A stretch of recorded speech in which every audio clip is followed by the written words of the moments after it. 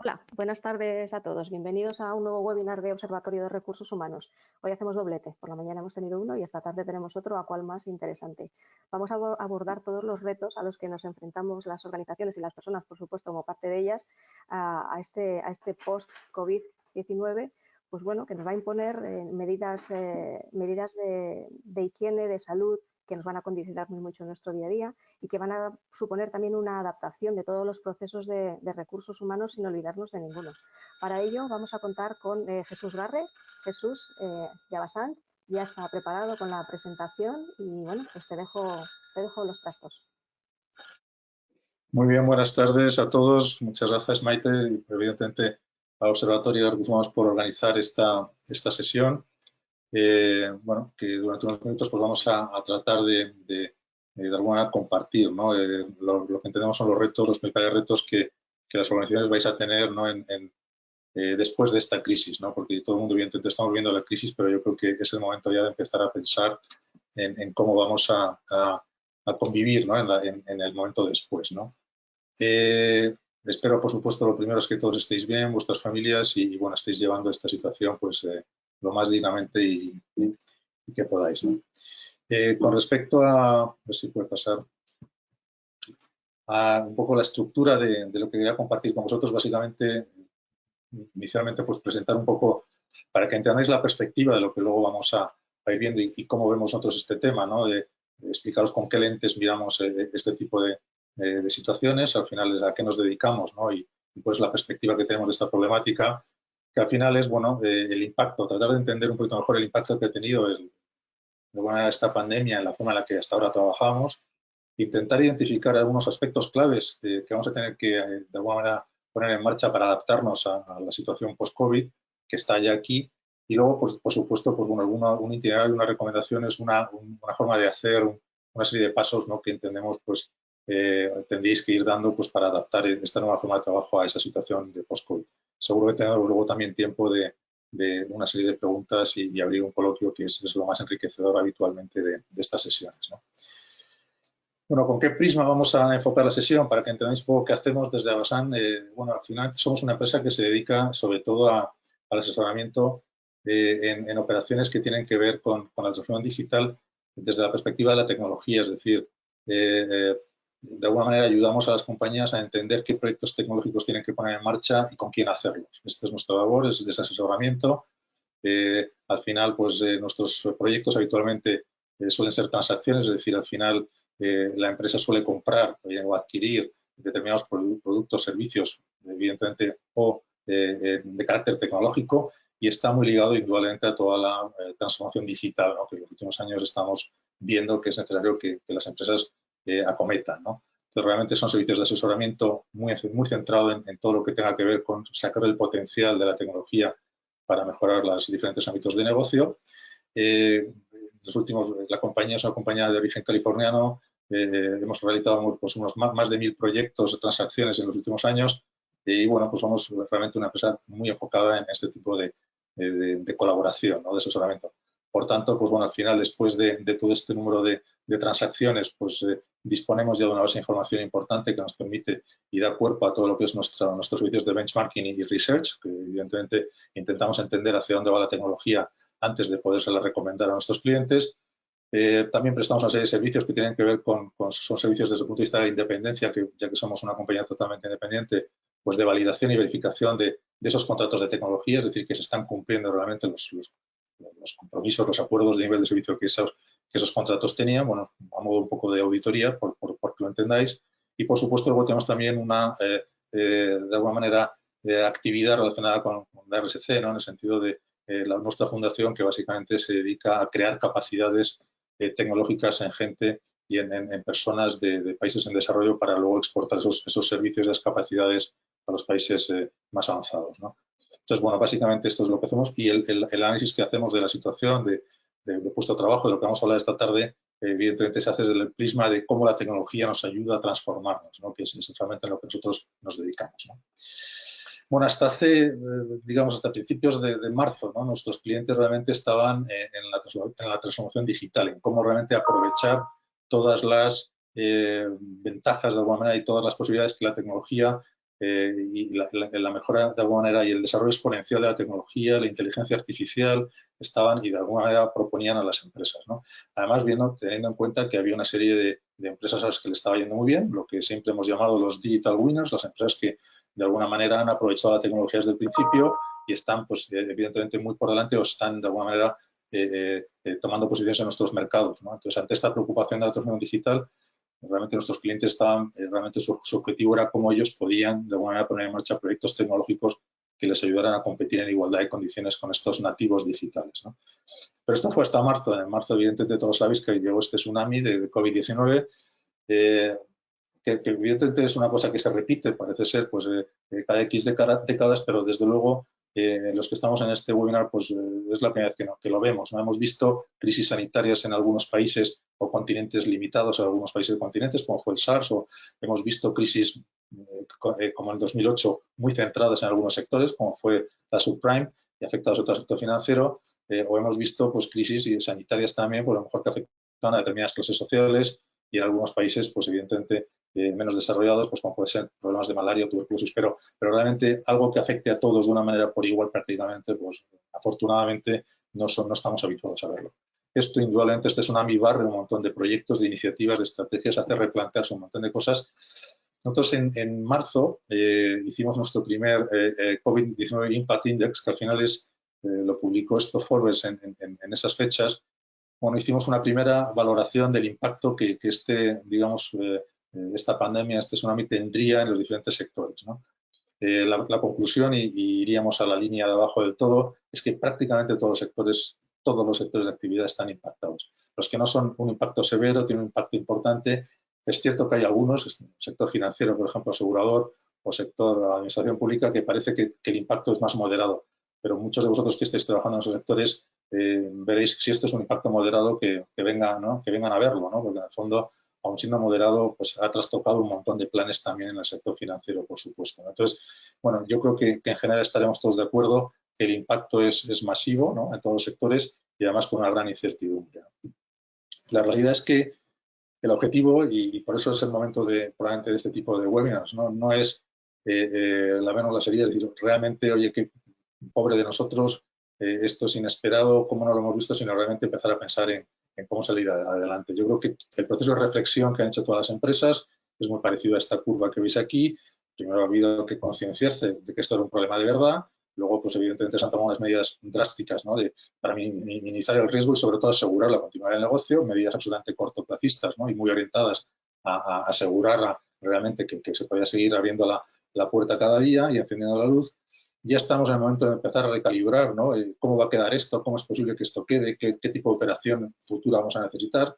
Ya pensando un poquito más en lo que va a ser la situación post-COVID-19. Y evidentemente, bueno, ya empezamos a ver que el negocio se va a estabilizar. No sabemos muy bien, ¿no?, en qué nivel. Esto es la gran incertidumbre, aún no estamos ahí, pero bueno, sabemos que en un momento determinado ya se empezará a estabilizar en otro nuevo nivel, probablemente no el anterior, y es el momento de empezar a pensar realmente en cómo puedo aprovechar esto, empezar a hacer inversiones para acelerar la recuperación y, por supuesto, tener una recuperación, una vuelta a la normalidad lo más corto. Si lo podemos hacer en 6 meses, mejor que en 9, y si esta disrupción evidentemente nos lleva 12 meses o 16, pues tendremos un problema. Entonces, realmente entiendo que el objetivo de todas las organizaciones ahora mismo y compañías es esta curva de alguna manera, desacople del problema de la disrupción de COVID, se acelere lo más posible y recortemos el plazo de recuperación lo más posible, ¿no? Pero es curioso que aún en situaciones tan complejas como estas siempre encontramos empresas a las que les va mejor. Debe ser que tienen suerte, ¿no? Lo cierto es que ya pasaba de alguna manera los años anteriores con todo el proceso de transformación digital, en la que se vio un vuelco importante en la valoración de las empresas, ¿no? Y aparecieron como las empresas de mayor valor en el mundo, empresas tecnológicas, ¿no? Claramente esa tendencia se ha mantenido en los últimos años. Es decir, empresas nuevas o nativas digitales son las más valoradas y con mayores expectativas de futuro, que al final es lo que la bolsa recoge, ¿no? El valor futuro de estas compañías están en las posiciones de cabeza, por supuesto, además muy por delante del resto, de la mayoría del resto, de lo que eran empresas no nativas digitales o más tradicionales. Y curiosamente, ante esta situación de crisis, aunque llevamos pocos meses, también hay empresas que han salido muy reforzadas.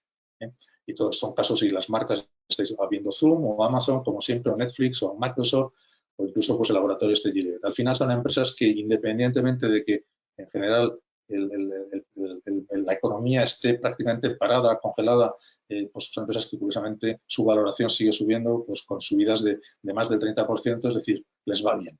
Han sabido adaptarse o han sabido anticipar o por la razón que sea. Claro, pensar que es porque tienen suerte, yo creo que evidentemente no es razonable, ¿no? Yo creo que efectivamente son empresas que tienen unas características comunes, ¿no? Hablamos de digital winners, son empresas que tienen un modelo ágil de colaboración, de organización, que empoderan a la gente, que tienen una capacidad de innovación importante, es decir, tienen una serie de características, todas ellas, que debe ser evidentemente lo que les permite, están incluidas en su ADN y son las que lo que le permite, curiosamente, responder a momentos de crisis disruptivos que no serán tan críticos como este, debido a una pandemia sanitaria, pero sí que son constantes en el mercado, es decir, mercados tranquilos, de largo plazo y tal. Yo creo que esto ya no lo volveremos a ver.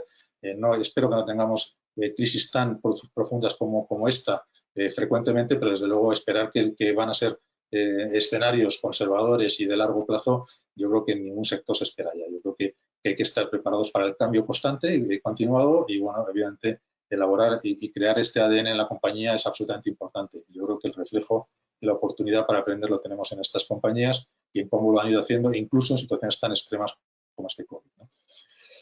Si entendemos que realmente ese mayor nivel de madurez digital, que es como podríamos definir esto, es el mejor plan de contingencia para futuros problemas, es decir, la mejor barrera, la mejor forma de estar preparado para cambios y posibles crisis futuras es tener realmente un nivel de madurez digital elevado, en base a lo que hemos visto que a los que les va bien este tipo de entornos. Pues bueno, hagamos un análisis, empecemos por país, luego sectores en España y luego vamos a ver a nosotros como individuos esto cómo nos afecta, ¿no?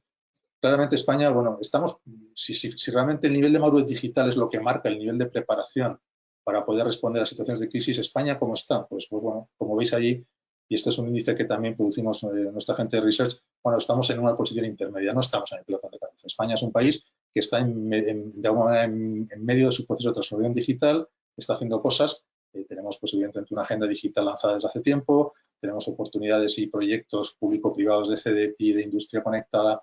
Es decir, hay evidentemente actividad, como no puede ser de otra manera, pero tenemos incluso un colectivo TIC importante de más de 350.000 personas, ¿no? Profesionales en la tecnología, que realmente es lo que hace falta para que un país pueda tener aumentar esa madurez digital, pero sin embargo, como país, pues seguimos, desde el punto de vista de infraestructura tecnológica, estamos en el ranking en el número 35, en el ranking de adopción digital en el 35, es decir, son posiciones mediocres, digamos, para un país como España.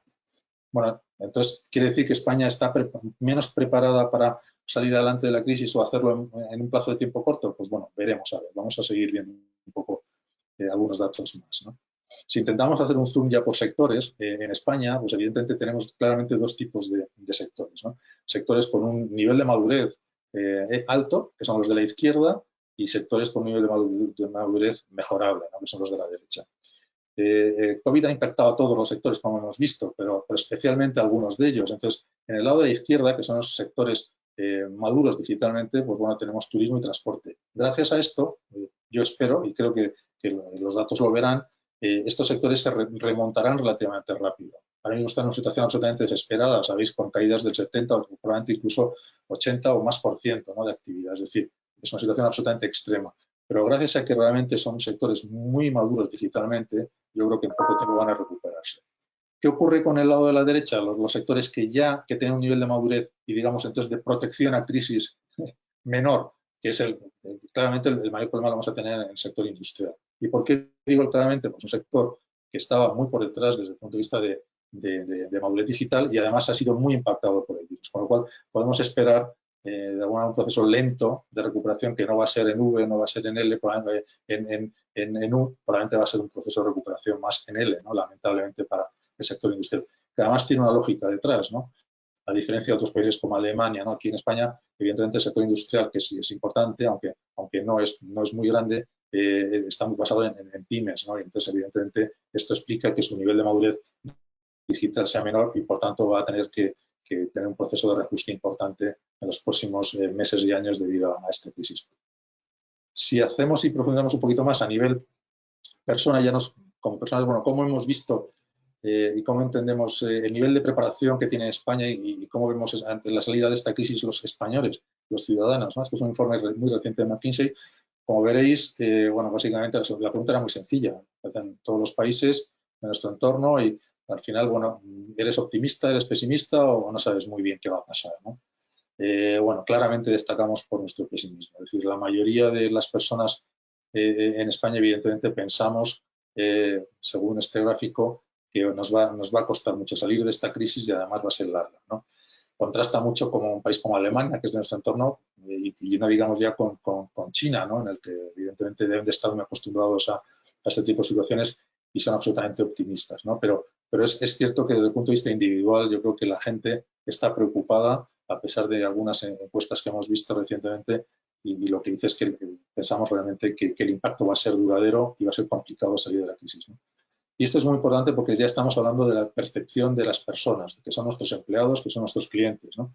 Y al final esto es lo que va a haber que gestionar de ahora en adelante, ¿no? Un entorno de gente preocupada, sinceramente, y además de alguna manera con incertidumbre, grandes niveles de incertidumbre.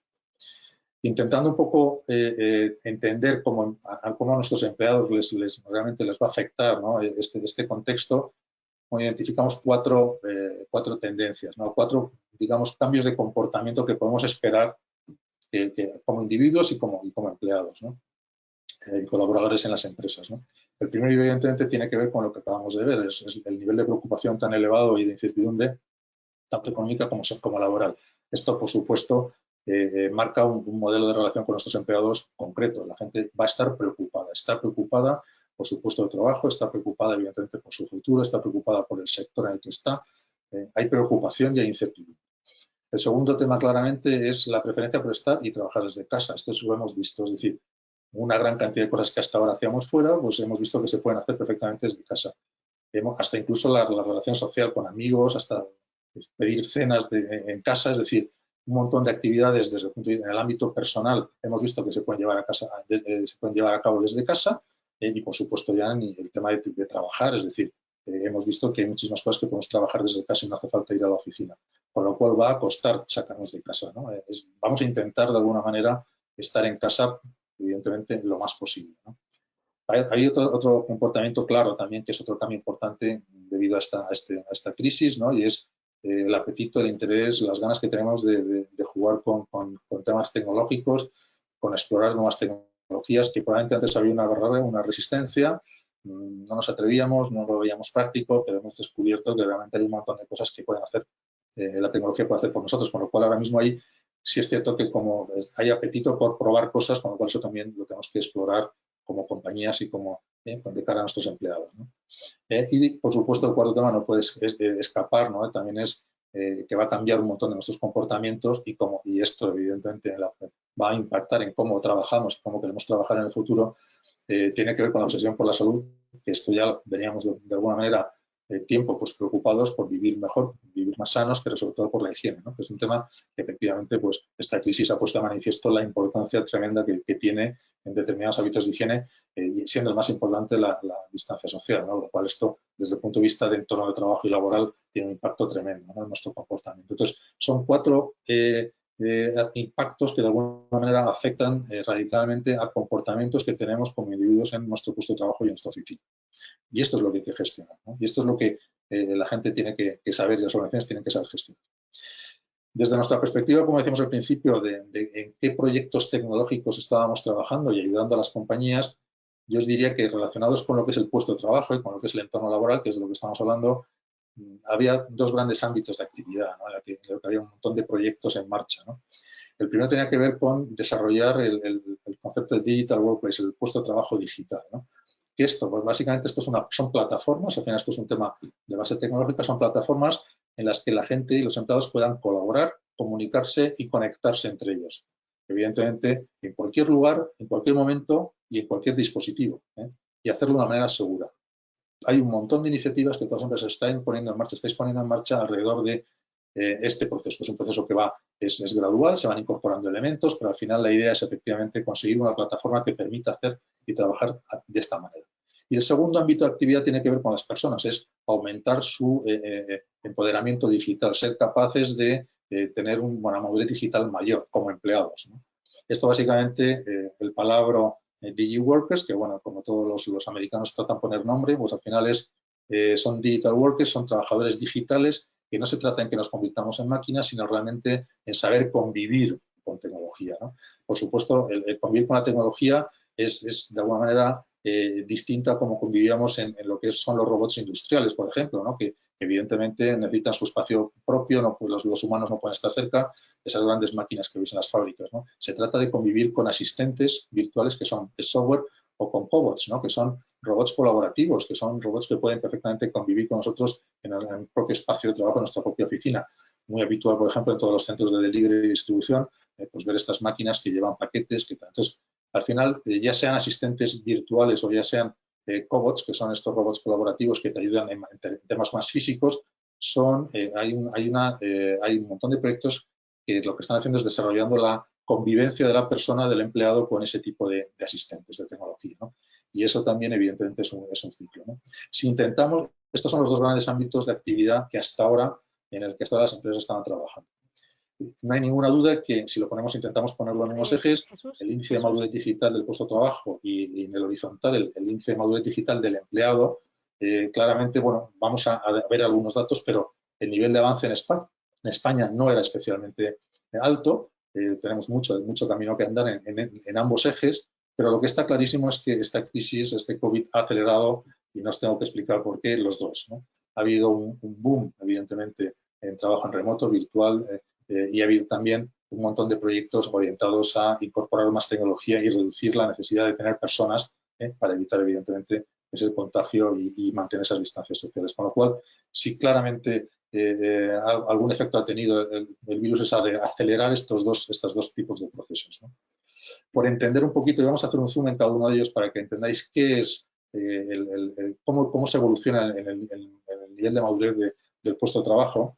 Bueno, evidentemente al final hablábamos que esto era una plataforma de una serie de tecnologías. Al final, para que un puesto de trabajo sea digital, tiene que tener tecnología embebida, ¿no?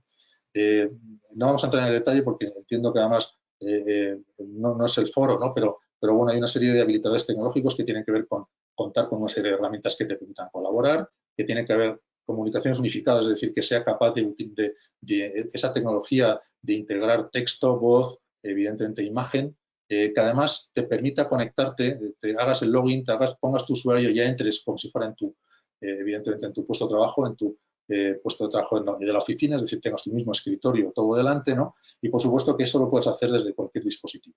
Eso detrás hay un montón de tecnologías necesarias, de temas de seguridad, hay un montón de elementos complejos, pero bueno, evidentemente se supone que están ahí, ¿no?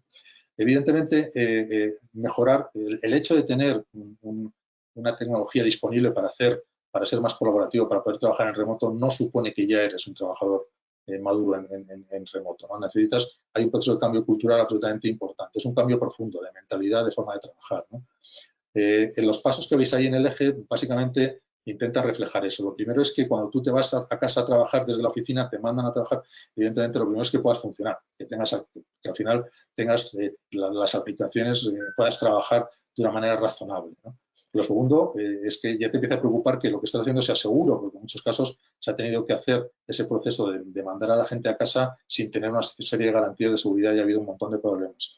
Una vez que ya se sabe que puedes trabajar y de una manera segura desde casa, llega la parte crítica, que es el nivel de compromiso, es decir, eso es el aspecto más de cambio de comportamiento del individuo. ¿Qué quiere decir? Al final, gestionar un equipo en remoto virtual no es lo mismo que gestionarlo en tu oficina, con lo cual la persona que está en su casa sola trabajando, que no tiene nada más costumbre de hacerlo, evidentemente pues hay que crear una serie de palancas, ¿no? Para que realmente mantenga ese nivel de compromiso, mantengas tus rutinas, o mejor empieza a tener unas rutinas específicas trabajando en casa, disciplina, rigor, es decir, es un cambio muy importante que no es muchas veces sencillo. Y es un tema absolutamente de cambio de comportamiento del propio empleado. No lo puedes, desde la compañía, evidentemente, no puedes hacer que eso ocurra, tiene que ser el propio empleado el que lo acepte, ¿no? Y ahí, pues evidentemente, pues tienes una serie, como veis, una serie de principios, ¿no? Que hay que aplicar para lo que es gestión de equipos virtuales. Es decir, hay que reforzar evidentemente un montón de componentes, hay que tener una comunicación muy clara de lo que se quiere hacer. Bueno, hay una serie de reglas que efectivamente son las que permiten que el empleado se sienta comprometido y se sienta capaz de poder trabajar de una manera distinta, solo, en casa, pero a la vez formando parte de un equipo virtual, ¿no? Una vez que esto se ha conseguido, evidentemente el paso ya es cuando ya empiezas a ser productivo de verdad desde tu casa, desde cualquier lugar en remoto, y además ya cuando empiezas a ser productivo ya incluso se abre la ventana de poder acometer proyectos más innovadores y realmente tener una capacidad de desarrollo personal, porque ves un montón de posibilidades que tiene esta mayor flexibilidad, ¿no?, que te da el trabajar en remoto, ¿no? Entonces, bueno, esto, como veis, es un viaje del que realmente hay una serie de elementos que son más técnicos, que tienen que estar, una serie de habilitadores que eso sí o sí tienen que estar, pero que realmente el cambio importante es cuando el empleado realmente entiende que eso es un modelo de trabajo de futuro, ¿no? Sin embargo, mirando los datos que veis ahí a la derecha, esto es un informe muy reciente también de Banco de España. Al final tenemos una penetración de teletrabajo mínima, ¿no? 7,5% de los trabajadores, en principio, es lo que este informe dice que están trabajando en España. Muy alejado incluso de la media de la comunidad europea, ¿no?, que es del 13,5%. Y bueno, ya años luz de los países punteros que están sobre el 30%, ¿no? Francia, que es un país muy cercano, está por encima del 20%, ¿no?, de teletrabajo. La estimación que hace el estudio es que hay oportunidades pues, para llegar a un 30%. Bueno, hay sectores muy específicos en los que realmente hay grandes oportunidades, como puede ser el sector financiero y teleco, por el tipo de actividades, evidentemente, y de profesionales que participan en esos sectores. Hay otros, como el industrial, como veis, que bueno, pues podría llegar a tener un 17%, pero hay mucho espacio de mejora en este, de alguna manera, nivel de madurez digital en España, ¿no?, desde el punto de vista de puesto de trabajo. Si vemos el otro eje para entender también qué es la madurez digital del empleado, cómo de alguna manera el empoderamiento digital, ¿no?, que podemos tener las personas, cómo evoluciona y cómo es ese proceso de convivir con robots, ¿no?, o convivir con tecnología, ¿no?, y con estos asistentes. Bueno, diría que hay dos tipos básicamente de automatización, ¿no?, de tecnología que automatiza los procesos, ¿no? El 1 y el 2 que veis ahí son los básicos, de alguna manera es tecnología que te permite, como asistente en tu trabajo, ofrecer más velocidad, más capacidad de cálculo, más precisión, más repeticiones más rápidas. Es decir, las máquinas se equivocan mucho menos que nosotros, el software calcula mucho más rápido que nosotros, muchas más cantidades de datos que nosotros como personas podemos hacer y además lo hace de una manera precisa y rápida. Y al final son reglas claras y sencillas de cálculo y al final pues, bueno, son proyectos de implantación relativamente sencilla y que además hay muchos procesos, hay muchas tareas que en una compañía se pueden automatizar, ¿no? Esto responde a lo que aquí llamamos el nivel 1 y 2, si queréis, que es automatización más básica y luego cuando se incorpora algo de lenguaje natural y datos desestructurados. ¿Qué es esto? El lenguaje natural es que tú puedas, la máquina ya entienda, el software ya entienda algunas palabras claves que tú le puedes decir, ¿no?, hablando, con lo cual también la interacción es mucho más sencilla. Entonces es un paso adicional, ¿no? Pero al final estamos hablando de automatizar tareas repetitivas, sencillas, ¿eh? Y luego hay otro tipo de automatización más compleja, que son el punto 3 y 4, que son de mayor ya nivel, evidentemente, de madurez, que se acercan más a la inteligencia artificial, a lo que hemos oído hablar de los famosos robots, de bueno, todo el elemento cognitivo, de realmente software y máquinas y de alguna que te ayudan a otras cosas como es interpretar datos, interactuar ya incluso con terceros y con humanos, anticipar y predecir. Incluso ellos mismos ya reparan determinados errores que ven en los procesos, incluso gestionan otros bots, es decir, empiezan a sustituir ya tareas más complejas que habitualmente hacía el ser humano, pero que hoy en día la tecnología pues, en muchos casos puede ya hacer, ¿no? Si veis esos globitos que están encima, es el nivel de actividad en cada uno de los que hay en el mercado, en cada uno de los niveles de madurez. Es decir, básicamente la mayoría de la actividad se centra en actividades básicas de automatización, el 1 y el 2. El 55% de los proyectos que hay tienen que ver más con automatizaciones muy básicas y el 20% con un poquito más elaboradas con lenguaje natural, pero también siguen siendo tareas rutinarias, repetitivas, que evidentemente las máquinas van a hacer mejor que nosotros, ¿no?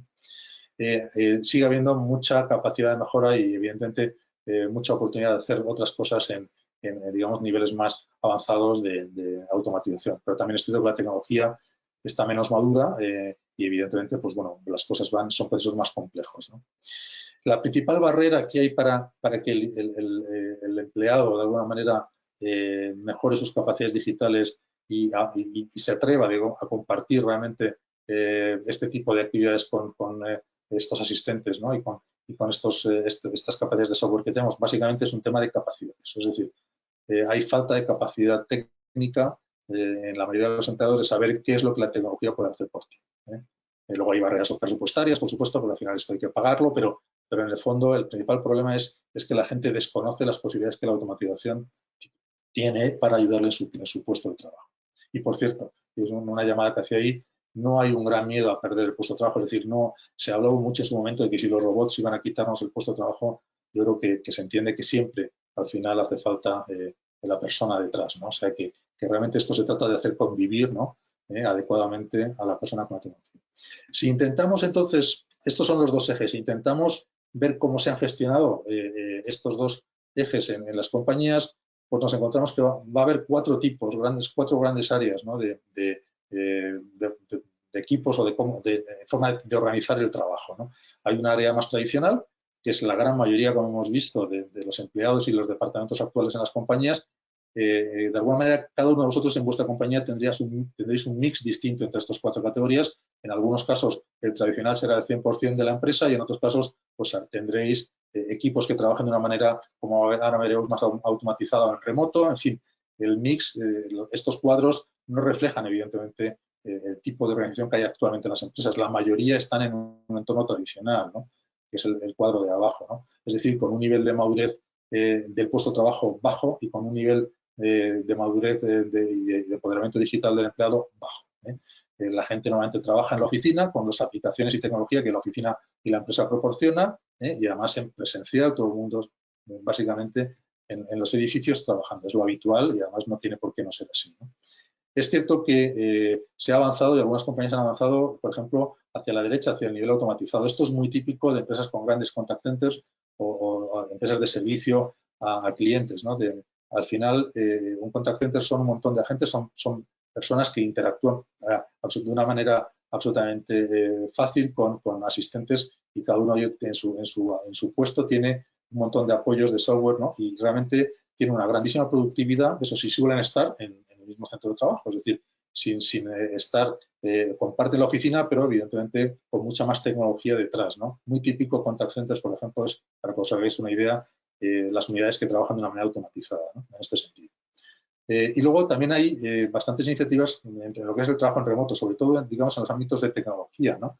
Las empresas tradicionalmente han subcontratado, cuando subcontratan y externalizan pues, el mantenimiento de su tecnología, de su infraestructura tecnológica, lo hacen con factorías de software que están en remoto o factorías de procesos de BPO, ¿no? Que también están en remoto. Es decir, en ese sentido también hay una convivencia y bastantes procesos y actividades que se hacen en remoto actualmente, ¿no? Es cierto que es menos habitual encontrar equipos de trabajo en un modelo híbrido, ¿no? Híbrido es decir, que sean virtuales y además que tengan un gran componente tecnológico, ¿no? Que sería, evidentemente, probablemente el punto álgido para conseguir el mayor desarrollo potencial, ¿no? Al final, un entorno en el que te da la máxima flexibilidad, por un lado, para trabajar y además te da las máximas capacidades tecnológicas, evidentemente es el caldo de cultivo perfecto para innovar, para, evidentemente, trabajar por proyecto, para que sea un equipo además de alto rendimiento y además que te permite, que es muy importante, enfocar y es muy típico para equipos que se enfocan en el desarrollo de nuevos productos y de cara al cliente, ¿no? Es decir, máxima flexibilidad por un lado, máxima capacidad tecnológica por otro, al final son equipos que el límite está, lo marcan ellos, ¿no? Entonces, bueno, yo creo que desde el punto de vista de objetivo, ¿no? De hacia dónde nos gustaría ir, pues, y es además donde se encuentran y por qué, y el por qué esos nativos digitales funcionan también en entornos remotos es porque tienen un gran porcentaje de su plantilla trabajando en modelos de tipo híbrido, ¿no? Es decir, muy alejados de lo que es el modelo tradicional que habitualmente tienen nuestras empresas, ¿no? Esa es la razón realmente. Tienen mucha gente trabajando por proyecto con esas características, ¿no? Con mucha flexibilidad y con un gran empoderamiento tecnológico. Y eso es lo que les permite reaccionar rápido, ¿no? Por tanto, en teoría, si queremos máxima productividad, deberíamos llegar, ¿no? Intentar llevar los equipos a ese tipo de entorno de trabajo, ¿no? ¿Qué ha pasado con la crisis, ¿no? Pues ha habido, y además es importante, ¿no? Porque en todas las empresas van a convivir siempre esos cuatro tipos pues de equipos, de modelos de trabajo, siempre va a haber, ¿no? Entonces, en modelos tradicionales, equipos de unidades que trabajan de una forma tradicional, habitualmente la gente de back office pues, tiene un modelo más presencial, con tecnologías y además con herramientas muy de la casa. Y bueno, como hemos visto, al final, eso siempre va a permanecer, ¿no? También es cierto que cada vez va a haber más proyectos que trabajen y más equipos que trabajen en modelo híbrido, ¿no? Para temas nuevos, ¿no? O sea que, pero bueno, ¿qué ha pasado con esta crisis? Pues evidentemente ha habido un salto importante del tradicional al remoto. Sin gente que habitualmente estaba en el back office, de pronto se ha visto en su casa con un ordenador y para trabajar como pudiera, en unas condiciones evidentemente que no eran las ideales, pero bueno, se ha dado un salto, ¿no? También ha pasado, evidentemente, contact centers que estaban trabajando, como decíamos, de alguna manera en la propia oficina, pues ha habido que, evidentemente, desplazarlos a una situación en remoto, ¿no? Con lo cual, equipos automatizados han pasado a híbrido de golpe, ¿no? Es cierto que esto no va a quedar así, es decir, yo veo que una parte significativa de esto es un estado de excepción, digamos, ¿no? En ese sentido, con lo cual, cuando ya la excepción ya no esté y ya tengamos la alarma, ¿no? Sanitaria resuelta, pues probablemente se irá volviendo a una situación tradicional. Yo creo que no todo, es decir, creo que va a haber un salto importante, como decíamos, en más trabajo que se va a hacer en remoto y más incorporación de automatización, sin duda, post-COVID, pero bueno, evidentemente en este periodo ha habido que gestionar todos estos movimientos de una manera brusca, ¿no?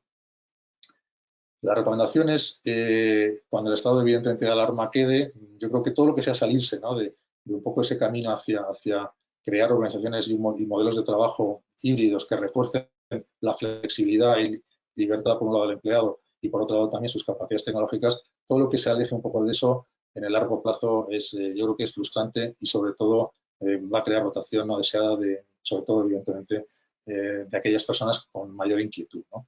Es decir, no son entornos de trabajo automatizados, pero absolutamente rígidos, presenciales y tal, son desgastantes.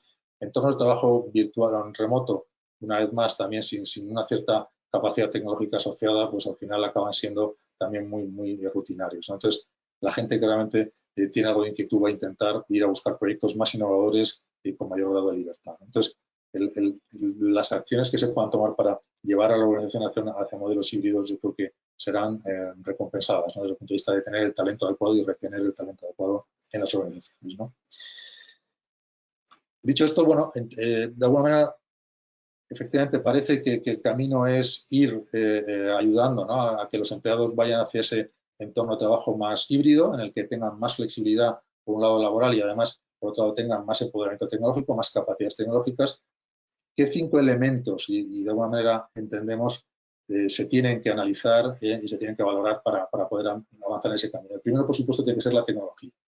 Decíamos al final, tiene que haber un buen plan y de alguna manera técnica de ejecución tecnológica, porque al final esto funciona evidentemente con tecnología.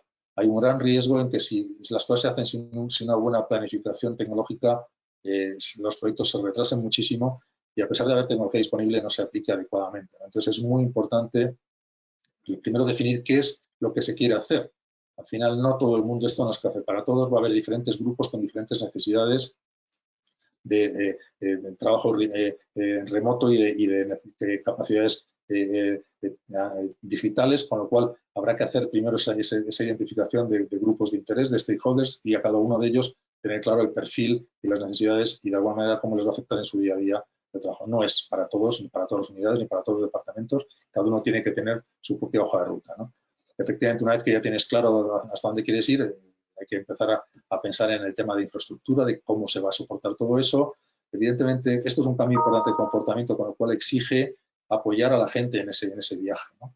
Quiere decir que hay que estar dando respuesta y soporte a los usuarios para que cuando tengan dudas se les pueda responder, porque no hay nada peor que meterse en un proyecto de cambio cuando te surge la primera duda que no haya nadie que te ayude a resolverla, es decir, matas la iniciativa y la inquietud, con lo cual es muy importante en proyectos de carácter tecnológico resolver dudas. Todos tenemos un montón de dudas técnicas y por tanto es importante que esa estructura de soporte está, ¿no?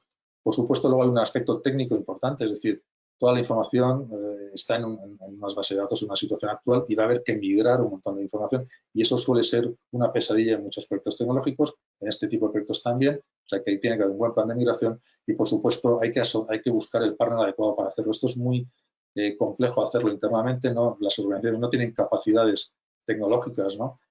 habitualmente para poder acometer este tipo de proyectos, y es bueno contar con el partner adecuado, que además sea el que les dirija, ¿no?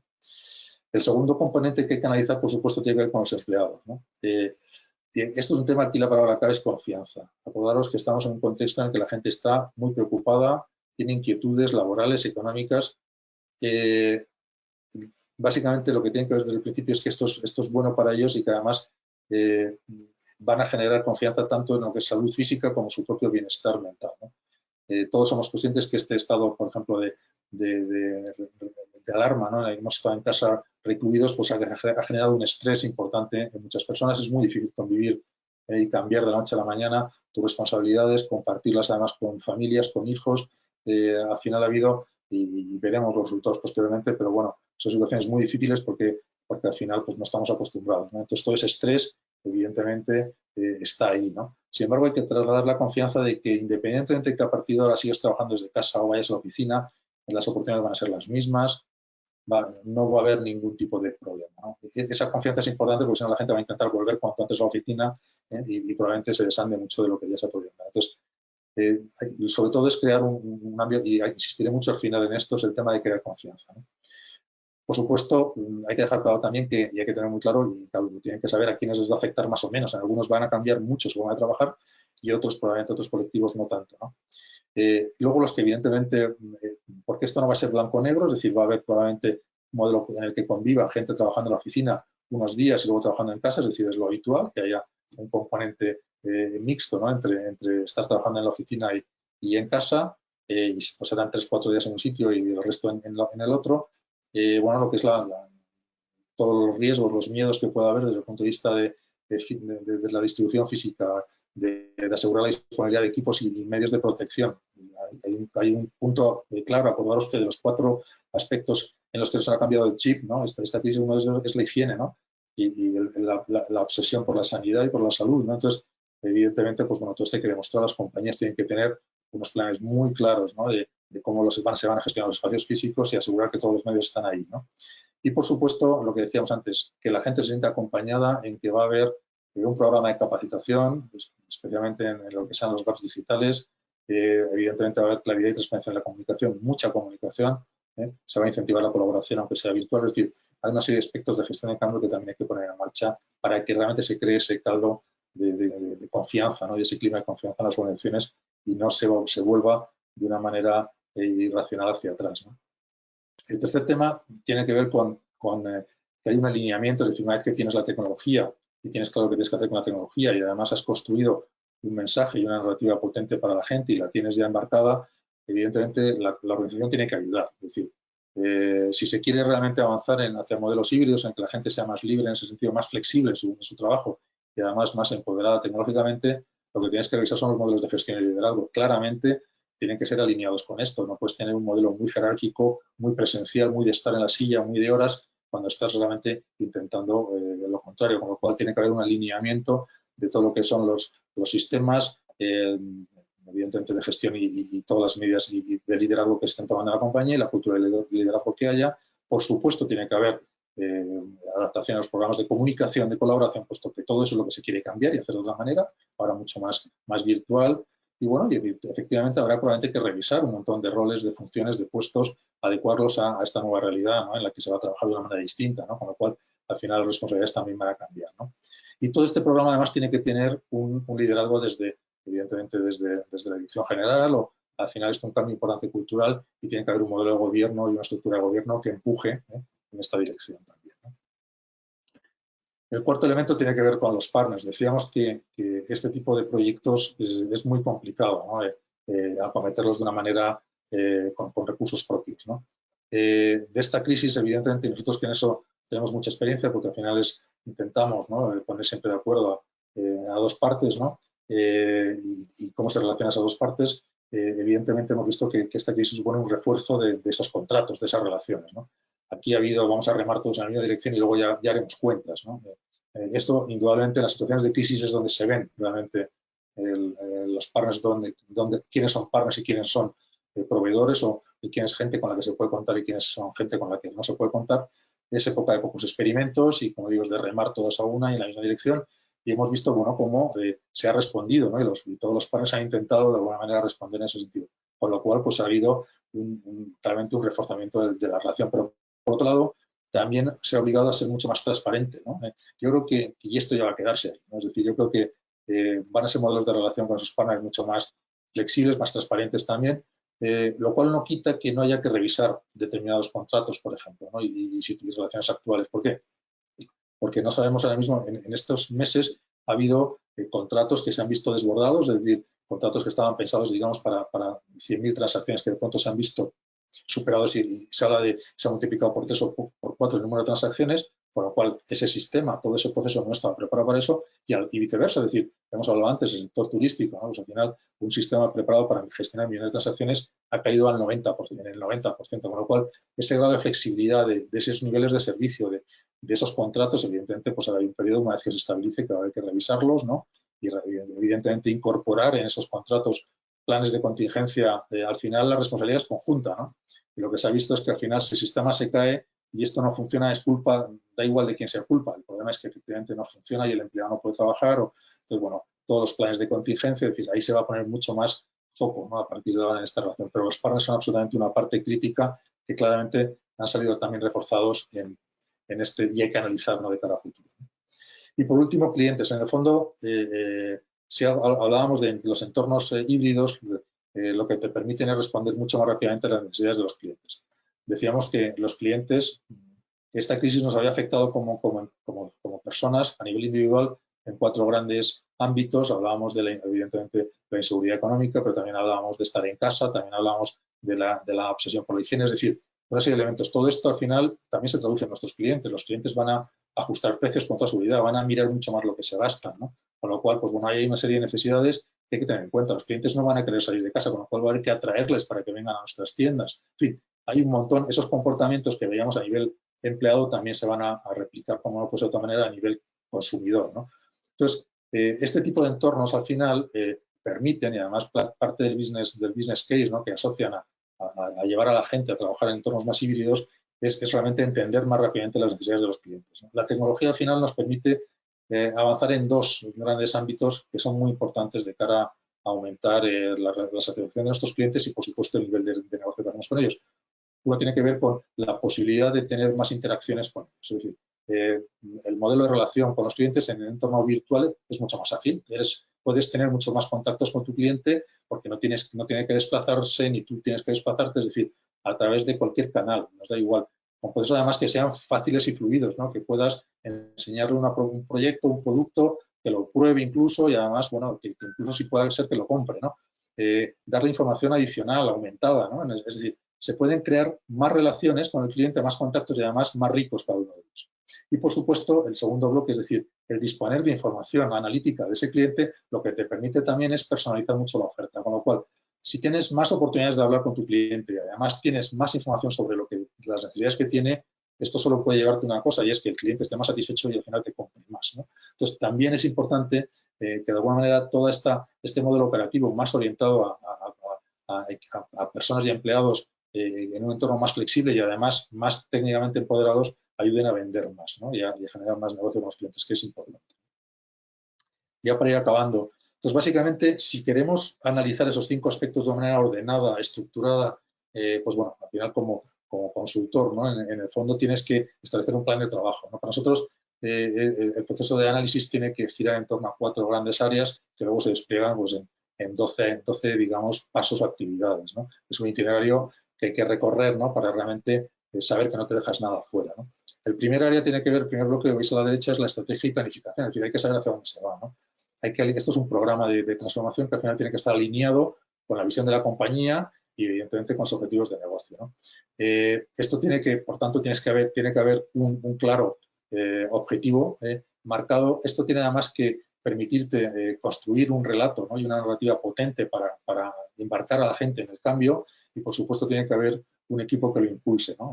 Y un nivel de liderazgo importante. Esto es básico para empezar a trabajar en el programa, ¿no? Una vez que ya se tiene, evidentemente, esto, lo segundo es evaluar si estamos capacitados o no para esa ambición que nos hemos marcado, ¿no? Y a partir de ahí, bueno, básicamente esto es hacer un análisis del nivel de preparación de la compañía, de los diferentes grupos de interés, de stakeholders, de la diferente gente afectada está preparada, qué gap hay entre lo que necesitan y lo que tienen, y de alguna manera empezar a dimensionar de verdad el impacto que va a tener este cambio que estamos proponiendo en su forma de trabajar, ¿no? Si esta evaluación, evidentemente, nos da al final nos permite saber hasta dónde podemos llegar, evidentemente es el momento de ponerse en marcha y ejecutar el programa, que es desarrollar las actividades que evidentemente pues tienen que ver con la implantación de la tecnología que va a hacer falta, que tiene por supuesto que ver con el programa de comunicación y de capacitación y de formación para que evidentemente pues todo el mundo pueda progresar en esta dirección. Entonces, con implantación al final, evidentemente, de los programas de comunicación y capacitación que siempre son necesarios. Y para acabar, evidentemente, el programa hay que medir, es decir, todas las expectativas que se habían creado, esto hay que medirlo, hay que ir viendo, tomando medidas correctoras, es decir, tiene que haber un acompañamiento en todo este proceso, porque además esto es iterativo y va cambiando y va adaptándose, evidentemente, con el tiempo, y bueno, evidentemente obliga, ¿no?, a que haya un grupo midiendo y asegurando impulsando y asegurando que las cosas van saliendo en el plazo y con los resultados previstos, ¿no? Estos serían los 4 grandes ámbitos, 12 pasos o de alguna manera que formarían parte del itinerario y que si se quiere hacer de una manera ordenada, pues habría que profundizar en cada uno de ellos, ¿no? Y para acabar, independientemente de tenerlo claro, de haber visto, pues bueno, de ver que es cierto que hay una gran oportunidad, ¿no?, a través después de esta crisis, ¿no?, de dar un impulso importante a cómo organizamos nuestro trabajo, a cómo trabajamos, ¿no? No volver a una situación anterior, sino realmente intentar volver a una situación distinta y probablemente más eficiente, más productiva, que es de lo que se trata, que además permita a la gente tener más flexibilidad y además permita a la gente aprovechar mejor las capacidades tecnológicas. No olvidemos que estamos en un contexto de gran incertidumbre, te insisto, ¿no? Entonces, al final, para que esto vuele en la situación actual y no volvamos a desandar los pasos, es un tema de crear confianza, ¿no? La confianza, al final, yo creo que hay 3 grandes ámbitos en los que hay que trabajar, ¿no? Y esto es ya como reflexiones finales. La primera tiene que ver, por supuesto, con el aspecto más importante y básico, que es la salud, ¿no? Aquí quiero, digo ahí, al máximo común denominador, ¿no?, en programas de salud y bienestar. ¿Qué quiere decir esto? Claramente, aquí nadie puede, de alguna manera, opinar sobre cómo cada uno entiende la pandemia y los miedos que le puede trasladar, ¿no? Cada uno es muy libre de ser más aprensivo o menos aprensivo, y la compañía, la organización, tiene por obligación que ir a lo máximo, es decir, ser muy respetuoso con todo el mundo, y aunque a veces parezca poco lógico, decir, bueno, pues si realmente la gente tiene miedo, aunque parezca que no es, los datos no dicen, da igual, la gente tiene miedo, pues vayamos a un máximo, ¿no? Siempre la compañía va a tener que estar en el máximo y dando el máximo de seguridad, ¿no? Impulsando, por supuesto, todas las medidas de tecnología que mejoren la seguridad y que lo hagan de manifiesto. Esto es con el tema de salud, ¿no? Ir siempre al máximo. Por aspecto cultural, yo creo que la clave en el aspecto cultural es la gente tiene que sentirse que el programa y que la transformación es accesible para ellos también, e inclusive, es decir, que nadie se va a quedar atrás. Aunque tengas unas capacidades digitales mínimas, aunque seas muy poco ducho en temas digitales, aunque prefieras trabajar es decir, la clave es que aquí todo el mundo se sienta que va a poder tener su propio plan de desarrollo personal hacia ese entorno híbrido, a su ritmo, que nadie se va a quedar atrás, y la compañía va a tener la flexibilidad de alguna manera de, evidentemente, ayudarle y acompañarle y permitir que cada uno adopte esta transformación a su ritmo. Yo creo que es muy importante en el momento actual para crear esa confianza que eso sea así, ¿no? Esto no es café para todos y cada uno debe ser capaz de entender hasta dónde puede llegar y al ritmo que puede ir, ¿no? Para que todos además lo sientan de una manera inclusiva y participen, ¿no? Y por supuesto el último el tema que es más capacitación, es decir, decíamos que la principal barrera en general para poder dar estos pasos es la falta de conocimiento que la gente tiene de la tecnología, ¿no? Yo creo que aquí es el momento de reforzar claramente y evangelizar sobre lo que las posibilidades, las bondades que la tecnología tiene, para que la gente realmente aproveche, ¿no?, este empujón que la crisis, la pandemia nos ha dado para llegar a ese entorno de trabajo más flexible, por un lado, y más empoderado tecnológicamente por otro. Y hasta aquí, Maite, yo creo que es un poco de la presentación. No sé, ha sido, bueno. Sí. Tenemos no sé si preguntas. hay La verdad alguna es que ha sido, pregunta bueno, o... qué mejor momento además que para empezar esa ruta hacia los puestos de trabajo híbridos. Si teníamos un poquito de prevención, de pereza o de miedo, pues ahora la verdad es que se nos ha tenido que quitar casi que de golpe, creo yo. Muy bien, pues vamos con las preguntas, que tenemos aquí unas cuantas, ¿vale? Mira, la primera es, hace referencia al inicio de tu presentación cuando has hablado de unos datos relativos al optimismo y al pesimismo. Sí, Y esta persona, María, nos pregunta que de dónde provienen esos datos. el chart en concreto que he presentado es un informe de McKinsey, de hace unos días. Perfecto, muy buenos estudios los de McKinsey, la verdad. Siguiente pregunta, esta es de Ricardo. Dice, ¿cómo crees que afectará esta nueva situación a procesos de negocio que claramente requerían la interrelación personal como una palanca fundamental de su éxito? Que, como por ejemplo podrían ser los procesos comerciales. Bueno, es una muy buena, yo creo que es una pregunta difícil, ¿no? Porque en el fondo la actividad comercial está intrínsecamente asociada a la relación, ¿no?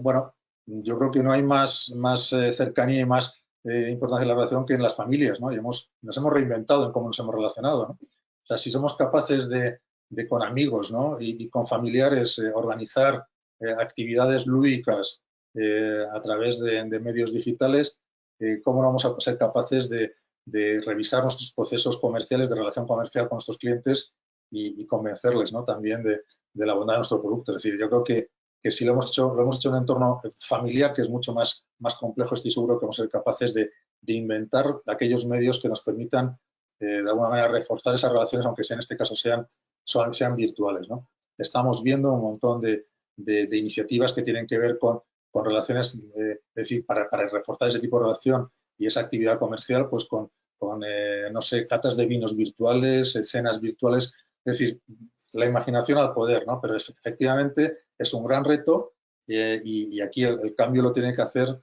evidentemente, el equipo, el profesional comercial, ¿no? Que tiene que ser consciente de que su modelo de trabajo y sus comportamientos hasta ahora, que funcionaron hasta ahora, a lo mejor ahora no van a funcionar, ¿no? Y es un gran salto, ¿no?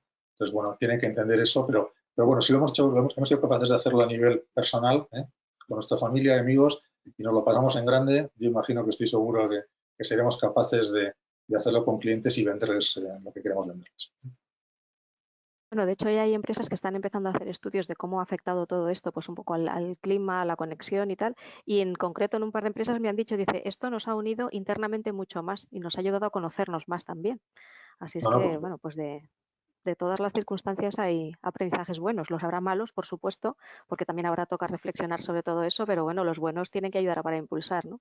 Siguiente pregunta, esta es de María Jesús y dice que quería conocer tu opinión sobre ese empeño que tienen algunas organizaciones, bueno, ya dice muchas, en intentar trabajar online con formatos presenciales anteriores y que evidentemente, pues según ella y yo creo que según todos, es un craso error, ¿no? Absolutamente. Bueno, era uno de los puntos. El tercero, por ahí se hablaba de procesos, ¿no? Y efectivamente, yo creo que es muy importante revisar que hay un alineamiento, ¿no?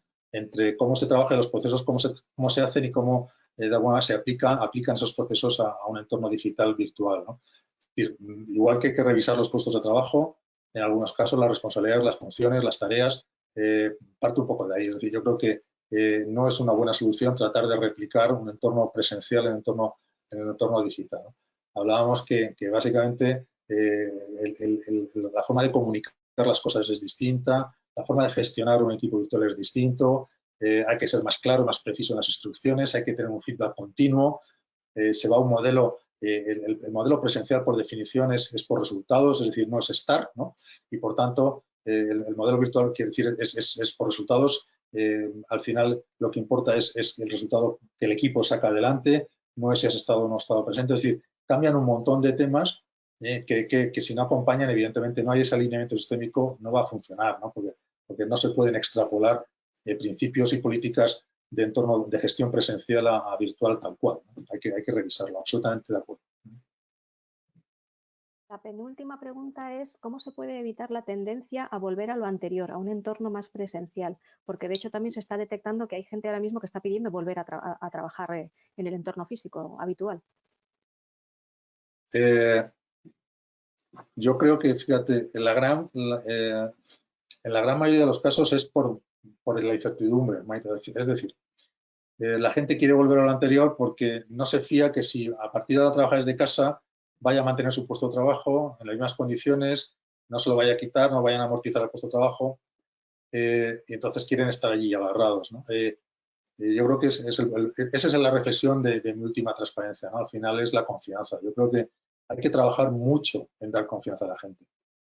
Tanto, evidentemente, la gente que va a ir al puesto de trabajo, por lo que hablábamos de que se encuentre en un entorno evidentemente sano y absolutamente higiénico, pero la gente que va a tener que compartir esto con su trabajo en casa, evidentemente que tenga claro, ¿no? que va a tener las mismas ocasiones y oportunidades, que la carrera se va a hacer exactamente, incluso probablemente mejor, ¿no? Si se acompaña de un buen nivel de madurez, de nivel digital, ¿no? De madurez digital, de mejora en empoderamiento digital. Entonces, yo creo que esa es la única forma, es decir, hay que empoderar a la gente tecnológicamente para que se le quite el miedo a que no trabajar en la oficina es un problema, que yo creo que puede ser de manera inmediata, hay que evitarlo. Entonces, confianza, comunicación y convencer a la gente de que desde casa se pueden hacer las cosas mejor incluso, muchas veces.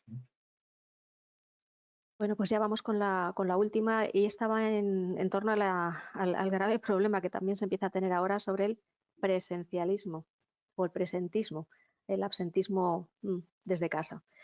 ¿Cómo se puede luchar contra esa tendencia, pues bueno, no sé si natural o picaresca, de estar en casa y trabajar menos?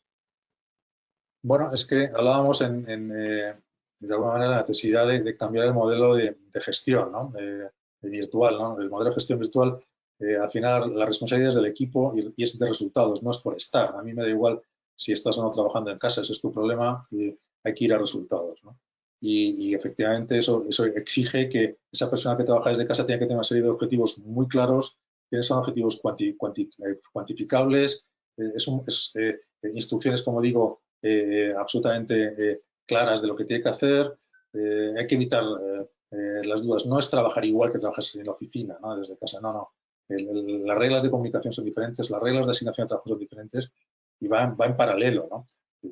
No se puede simplemente mandar a la gente a casa y ya está, ¿no? Darle la infraestructura adecuada, ayudarle a que monte un pequeño despacho en su casa y ya está, ¿no? Yo creo que hay mucho detrás, hay que cambiar procesos y además hay que incluso ayudar a las personas a que sean capaces de adaptar, ¿no? Su convivencia y sean capaces de conciliar, ¿no? En sus casas de otra manera distinta. Es decir, es muy amplio el panorama, porque no solo se trata al final de darle los medios, sino también de ayudarles, ¿no? Y lo que estamos viendo en lo que está pasando ahora, de mucha gente que se ha ido sin esa preparación a trabajar a casa, efectivamente es que estás a picaresca, la gente no entiende que eso da igual si estás o no, lo que tienes que hacer es tu trabajo, da igual cuándo lo hagas y cómo.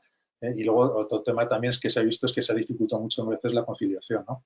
Porque al final pues no hay horarios, en fin, ha desorientado con lo que era la organización de la familia, ¿no? En muchos sentidos, y también hay que ayudar, la empresa tiene que ayudar a que eso, para que sea sostenible el trabajo en casa, para que eso se resuelva, ¿no? O sea, que no es simplemente dejarles que empiecen y darles los medios, sino que hay que acompañarles en el viaje. Yo lo que creo es que tenemos que tener muy claro que esto que hemos hecho, este ejercicio masivo de irnos a casa a trabajar, no es en sí teletrabajo, es trabajo en confinamiento, Sí. ¿vale? Que es verdad que nos ha servido para aprender muchas cosas que luego podemos aplicar a la hora de diseñar un auténtico modelo de trabajo flexible. No ya incluso solo ceñirlo al teletrabajo, sino al modelo flexible, que yo creo que es a lo que vamos a atender y en lo que hay ya numerosas compañías que están centradas en hacerlo. Pues hasta aquí hemos llegado. Muchísimas gracias, Jesús. Ya me están empezando a enviar correos de agradecimiento porque la verdad es que bueno, pues la ponencia ha sido súper interesante. Me están pidiendo el PPT, el vídeo. A todos os lo vamos a enviar como siempre. Y simplemente pues nada, muchísimas gracias a todos por conectaros, que eso siempre es bueno, aprender siempre es bueno. Y muchas gracias a Jesús por compartir lo que sabe, que ahora también es bueno compartir. Muchas gracias a todos y salud. Hasta luego. Igualmente, cuidaros todos muchos. Hasta luego. Hasta luego.